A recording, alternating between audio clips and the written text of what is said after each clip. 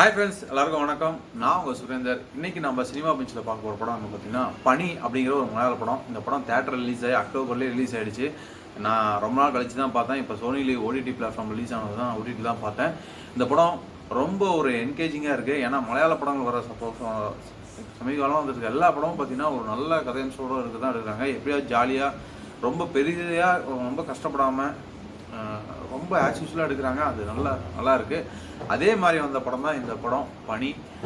இவங்க பனி வந்து டைரக்டரோட பணியும் சரி, ஆக்டரோட எல்லாத்தோட பணியும் சரியாக இருக்குது, பக்காவாக பண்ணியிருக்காங்க. ஏன்னா இந்த மாதிரி என்கேஜிங்கான படத்தை வந்து சமீபகாலமாக நான் பார்க்கலன்னு சொல்லணும்.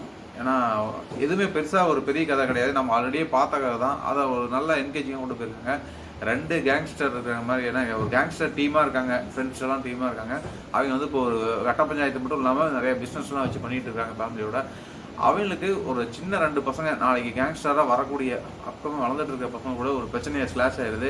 அந்த ஈகோ கிளாஷில் கடைசியாக யார் வின் பண்ணால் ஜெயிச்சாங்க அப்படிங்கிறது தான் வந்து கதை. அந்த கதையில் வந்து ரொம்ப அழகாக வந்து நினைக்கிறேன். அந்த டான் செபஸ்டின்னு சொல்லிட்டு அந்த பையன் வந்து பார்த்திங்கன்னா பட்டாசாக நடிச்சிருக்காருன்னு தான் சொல்லுவோம். அதோட நம்ம எல்லாத்தோட சொல்லணும்னா இந்த படத்தோட நடிகர் டைரக்டருமான ஜார்ஜ் அவர் வந்து பார்த்திங்கன்னா ஆல்ரெடியே பட்டாய் கிளப்பார். தமிழில் நம்ம நிறைய படத்தில் அவர் பார்த்தோம். முக்கியமாக கார்த்திக் சுப்புராஜ் படத்தில் அவர் இருப்பார். இப்போ இந்த படத்தில் பார்த்திங்கன்னா அவர் நிறைய இன்வெஸ்டிகேஷன் படம்லாம் நிறையா படத்தை அவர் படம்லாம் நான் பார்த்துருக்கோம். ஜார்ஜோட நடிப்பு வந்து அட்டகாசமான அந்த பாடி லாங்குவேஜ் தான். அவர் நடந்து போகும்போது அப்படியே வேட்டி மடித்து கட்டினார்னா அந்த அளவுக்கு ஒரு மாசாக இருக்குதுன்னு தான் சொல்லணும்.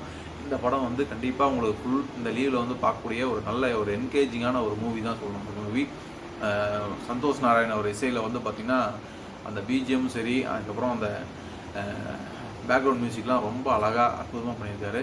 படத்தோட ஸ்க்ரீன் பிளேவும் பார்த்திங்கன்னா ரொம்ப அடிப்பொலின்னு சொல்லலாம். இந்த படத்துக்கு சினிமா பஞ்ச் கொடுக்குற மார்க் பார்த்திங்கன்னா 3.5 அவுட் ஆஃப் 5. ஏன்னா நல்ல ஒரு மூவி, நல்ல ஒரு என்கேஜிங்காக பார்க்கலாம். ஏன் இந்த மார்க்கில் குறைச்சேன்னு பார்த்தீங்கன்னா சில இடங்களில் வந்து ஃபேமிலியோடு பார்க்க முடியாது, அந்த மாதிரி அடல்ட் சீன் இருக்குது.